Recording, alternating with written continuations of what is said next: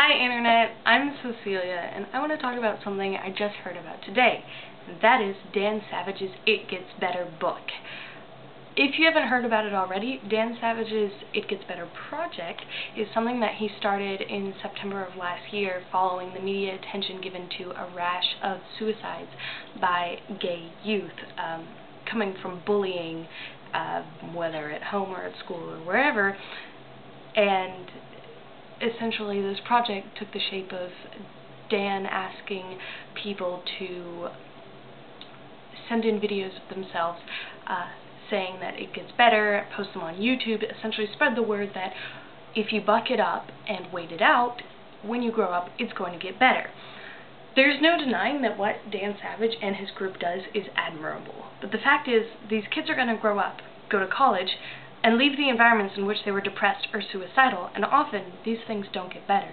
Depression, though it may be caused or added to by the environment, can very rarely simply be waited out. There's a high probability that if you're depressed or suicidal as a teenager, it's going to stay with you on some level for the rest of your life.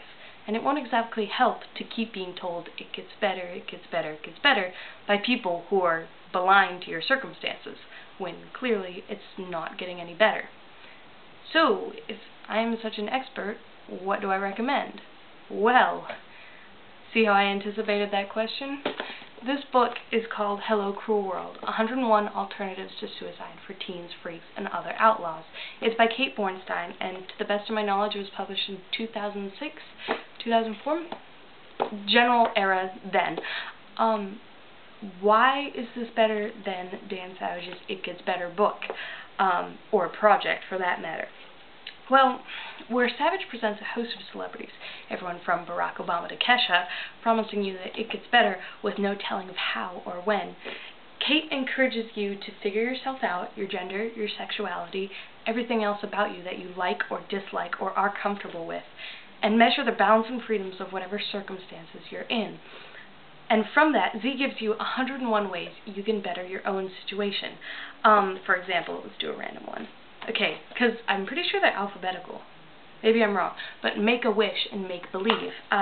She then goes, Z then goes into a bunch of different details as to how you can make your life more interesting, more exciting, or simply keep suicidal thoughts away.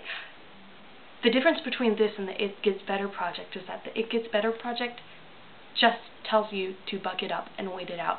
It gives you nothing to do during that time, no way to find your own creative way of dealing with your surroundings while you're waiting for this mythical It Gets Better land to arrive.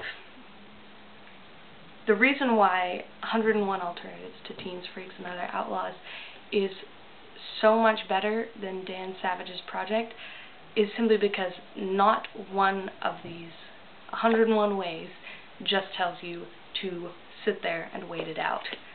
Thank you.